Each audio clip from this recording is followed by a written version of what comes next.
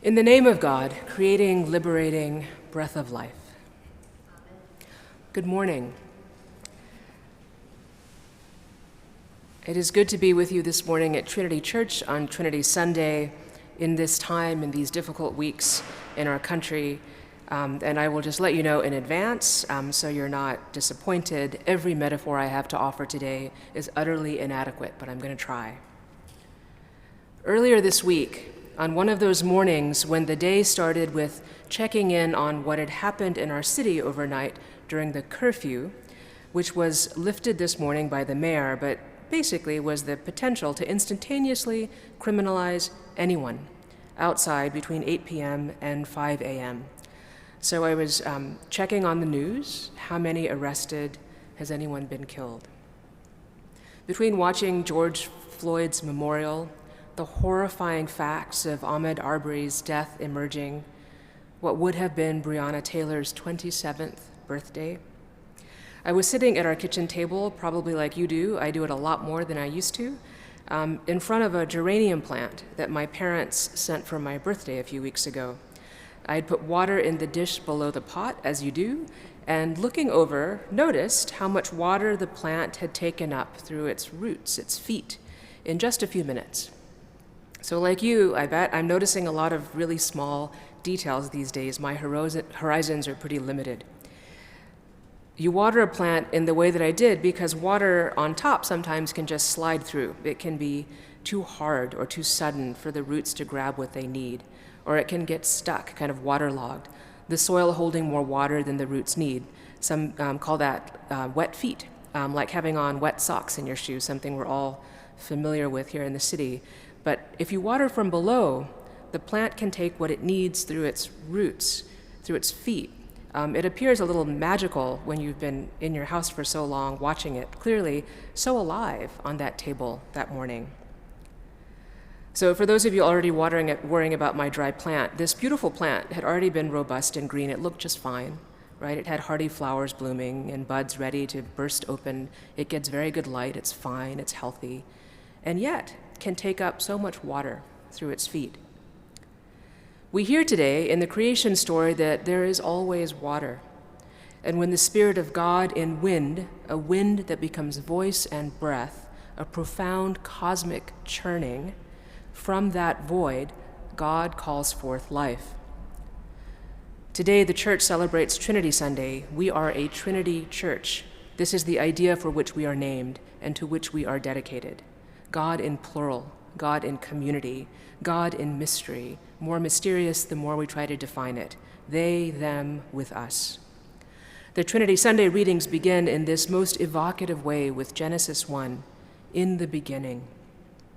Recalling that as people of faith, the desire to know God, to know who or what God is for, what God might care about, how we relate to God, is not just the work of our lives or these institutions, but also the work of our ancestors in faith, our questions from the beginning. What is powerful? What is important? What is holy? In that first verse in Genesis, we witness what exists or is necessarily in place for the kind of creation story that we tell as Christians. God exists. God beyond our notions of power or gender or culture. God, plural in the Hebrew, God with a voice. God who speaks a word, let there be, for the making of, right? And it is good, and an almost self-satisfied love of all that God is creating, delight. There it is, that word in the very beginning. And there is a wind from God. The word is ruach. It exists, a Holy Spirit wind. Eternal waters exist, and the ruach of God troubles those primordial waters, causing life itself to emerge. It sounds like birth. It sounds like baptism. It is the story of creation. God speaks and acts into what is called an endless void of waters and wind without light. Like every night, like every storm, like every creating cry for justice, like tears and sighs and anticipation.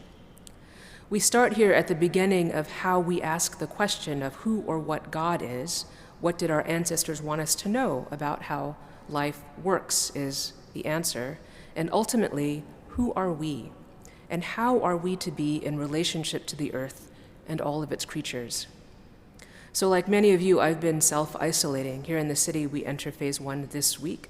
I know for some of you watching, you've been in phase 1 for a while. I've seen the pictures of your haircuts. You all look great. We're not quite there yet. There is a curfew in this city, and there have been protests every day and night in many neighborhoods. There is not one gathering place because it's all of us all over. It has to do with all of our neighborhoods. It feels to me like a time that I have never experienced before. Do we march or do we self-isolate? If we march, where do we go? Do we put on collars and protect, or do we protect our families? Will all of the reforms in criminal justice that we have worked for in the last couple of years be lost in this moment of crackdown? Or is this the moment that true reform might really be possible? A more safe, holistic, community-based way to be safer for all of us, citizens, immigrants, for people without decent paying jobs, for people living with addiction or mental illness or physical disability, for those without shelter, for people with dark skin, for those charged with all of our safety. It feels like a critical point of inflection. We can go either way, but it seems very clear that we are not going to be staying where we are or where we were. And where we were, so many of you, so many of us were getting by, really thriving, some of us, like my really gorgeous little plant, flourishing as well as you could, maybe a few less flowers than possible, but we were alive.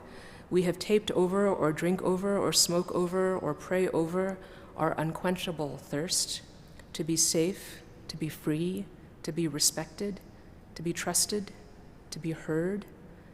You can survive without those things. As one of my friends says all the time, and some of you look really good all the time as well, and thank you for that, it can look like you're all right.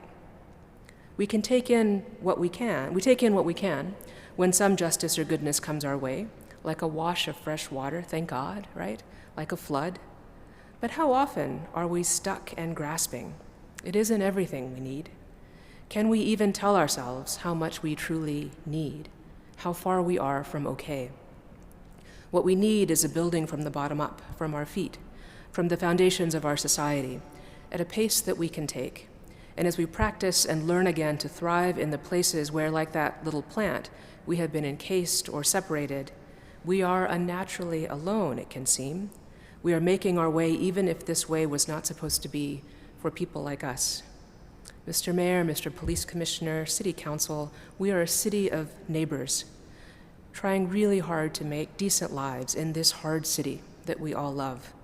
But if you keep sending out hammers, you're going to keep seeing nails. I see a city mourning and raging, across generations, working for generational change, to the best of our ability in a time of a pandemic. Our feet are out on our streets in search of what we need to live, to breathe. We have been so shockingly failed as a nation in this very simple quest for breath. Couldn't get the ventilators. We have to stay inside until we don't need as many. We can't keep a taxpayer-paid arm or knee off a neck. In the land of the free, you are not guaranteed your breath. The Bible tells us that our source, God, is like a breath, a wind, swirling over primordial waters, making from the endless depths everything we know, in community, never alone. God's power makes a new way out of a troubling, and the kingdoms of this world are nothing in light of God's creating, liberating breath of life. That word on the tip of that breath, its perfect creation is Jesus, who was killed like a common criminal, remember? Was a common, subversive criminal in the eyes of the powerful, one who died of suffocation. Lack of breath is how the crucified die. It is Jesus we call to mind when anyone is killed by the state. And by the state, I mean the government of his time and their actors, soldiers, the police. It is Jesus we call to mind when whole groups of people are threatened with death by the state. The disciplines of our faith make that connection for us as troubling as it is in every generation. The story of Jesus demands that we notice how power works in the communities in which we live. And we who follow Jesus see that word alive today in the world in this time. We feel that spirit in the march of our own feet, seeking the waters of life in the streets of our cities. And we are drawing up power, you can feel it, That power that is not being shared in justice in our communities is being drawn up from these very streets in our communities. For God is in community, a holy Trinity, delighting in this gorgeous creation. They are with us, revealed among us, creating anew in this churning. May God be with you, however you choose to express your solidarity with the vulnerable in this time. Fight racism, fight for truth, fight for justice. Breathe deep the spirit alive in the world right now. A new world is always on the brink of being born. In the name of the Holy Trinity. Stay safe.